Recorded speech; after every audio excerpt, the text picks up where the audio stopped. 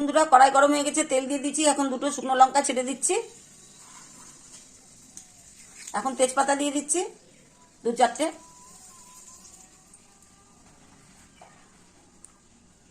লঙ্কাটা সুন্দর করে ভাজা হয়ে গেছে। এখন ওর মধ্যে পাঁচফোড়ন দিয়ে দেবো। তেজপাতাটাও গরম হয়ে গেছে, সুন্দর করে একটু লাল তেজপাতাটা করে নিই। এখন পাঁচফোড়নটা ছেড়ে দিচ্ছি।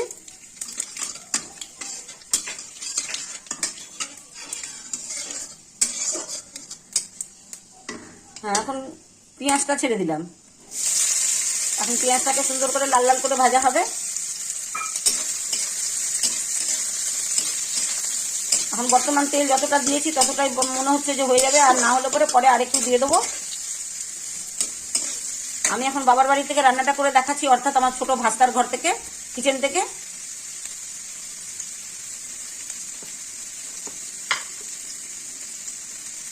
এখন লবণ ছেড়ে দিচ্ছি যে পেঁয়াজটা নরম হয়ে যাওয়ার জন্য।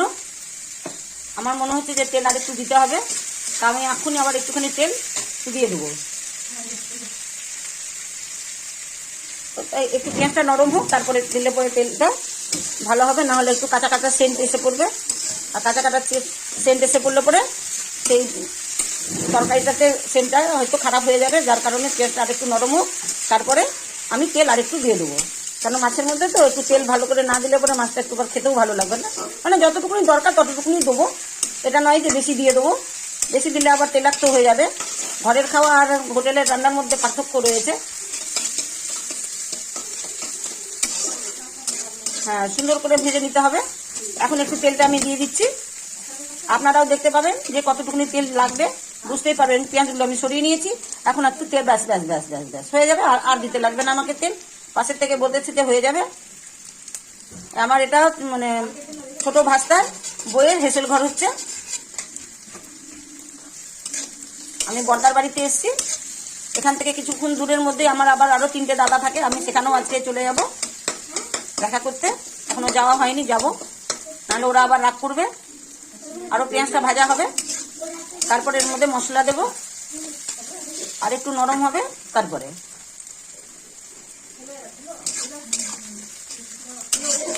দেখতে পাচ্ছেন সুন্দর করে আমি ভেজে নিচ্ছি।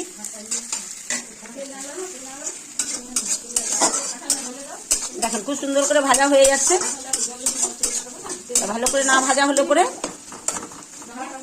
একটু হড়বড়িতে পেঁয়াজটা একটু মানে বড় বড় কাটা হয়ে গেছে, একটু মোটা কাটা হয়ে গেছে, বুঝতেই পারছেন।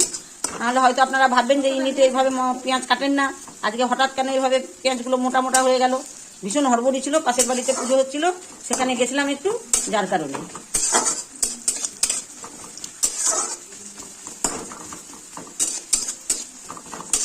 দেখেন এবার আমি মশলাটা দিয়ে দেবো। পেঁয়াজটা নরম হয়ে গেছে এবং কালার ছেড়ে দিয়েছে। জিরে বাটা, ধনে বাটা, আদা বাটা, আর এর মধ্যে আমি লঙ্কার গুঁড়ো দেবো, এই জন্য যে লঙ্কা পেশা হয়নি।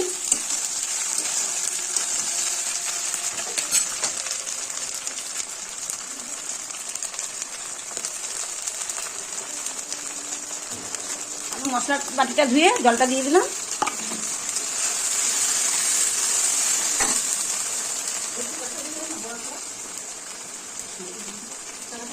এবার লঙ্কার গুঁড়ো দিয়ে দিচ্ছি।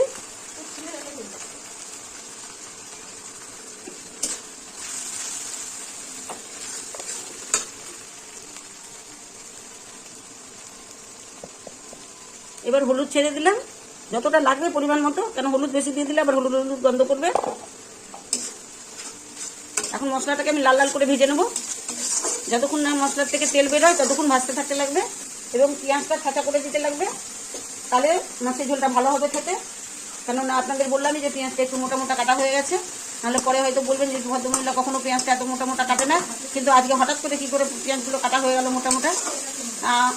যাই হোক, আমার বৌমাকে দিয়েছিলাম কাটতে, মানে আমার বৌমা বলতে আমার ভাস্তা বৌমা আমার একটু মানে হড়বড়িতে ছিল। ওর একটা বান্ধবী এসেছিলো বাড়িতে, তার বান্ধবীটাই এসেছিলো বলেই একটু মোটা মোটা হয়ে গেছে, নাহলে সেও খুব সুন্দর করেই পেঁয়াজটা কাটে, খুবই সুন্দর কাটে, খারাপ কাটে না।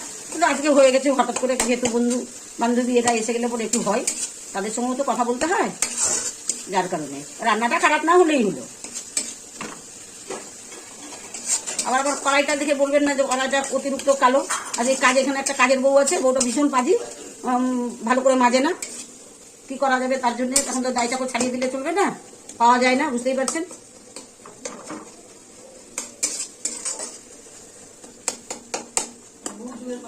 হ্যাঁ না, বহু যুগের উনি আবার বলতেছে, কাজের বউটা আবার বলতেছে যে অনেক যুগের কড়াই তো, বেশি যদি মেজে দিই তাহলে আবার কড়াইটা আপনার ভেঙে যাবে, ফুটো হয়ে যাবে। তারপর আবার বলেছে এখন বৌদি, ঠিক আছে ভাই, যা করেছিস অনেক করেছিস, এর থেকে আর বেশি করণের দরকার নেই। ভাতটা মেয়েটা, ছোট পুচকি মেয়েটা স্কুল থেকে এসে পড়েছে, ওর সাথে পিসি আম্মা কি করছো গো, কি করছো গো, মাছ রান্না করছো? যে বলো খুব ভালো, খুব ভালো, খুব টুকুর টুকুর করে বলো, বলো কথা বলো, হাই বলো। যে আমি স্কুল থেকে এলাম, খুব সুন্দর ভাজা হয়ে গেছে, মশলার থেকে তেল ছেড়ে দিয়েছে। এখন আমি আলুগুলি ছেড়ে দিচ্ছি। আলুগুলি তো 3 ভাগ সিদ্ধ হয়েই গেছে, একদম সামান্য আলু দেবো, বেশি দেবো না, আবার বেশি আলু দিলে পর আলু আলু হয়ে যাবে। আলুটা সেদ্ধ হয়ে গেছে তেলের মধ্যে। আর মাছ ভাজাটা আপনাদের দেখালাম না এই জন্যই যে লোক এসে গেছিল।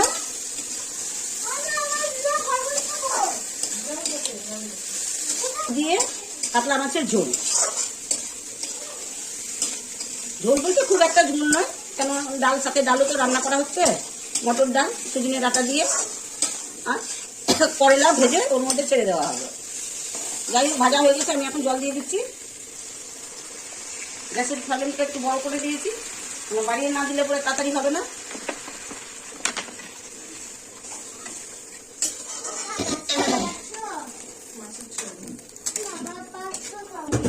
একটু ঢেকে দিচ্ছি, ঢাকনাটা তুলে দিয়েছি। এবার আলুটাকে দেখাচ্ছি যে আলুটা সেদ্ধ হয়েছে কিনা ঠিক মতো।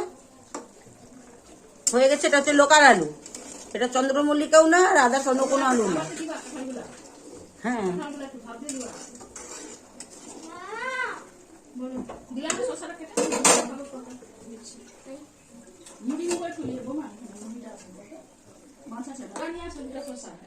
মাছের ঝোলে তেল ছেড়ে দিয়েছি, এবার আমি মাছগুলো ছেড়ে দিচ্ছি।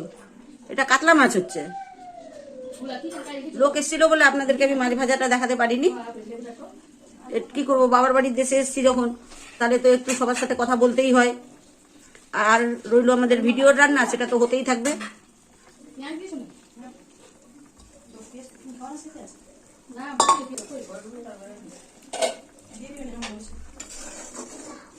নিম পাতা দিতে হবে, আর নিম বেগুন আছে, বেগুন আছে,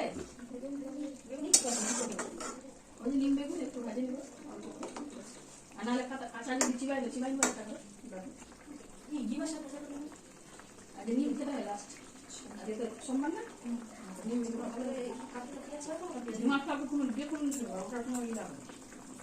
মাছের ঝোলটা হয়ে গেছে বন্ধুরা, দেখতেই পাচ্ছেন খুব সুন্দর হয়েছে। এর মধ্যে কিন্তু টমেটো টমেটো কিছুই দিইনি, যা দিয়েছি আপনাদের সামনেই দিয়েছি, পেছনের কোনো কাজ নেই আমার কাছে।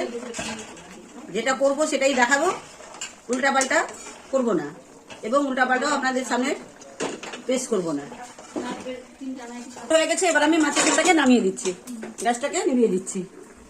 আজকে আমি ম্যাক্সি পরে রান্না করছি, মনে কিছু করবেন না, শাড়ি পরার সময় পাইনি।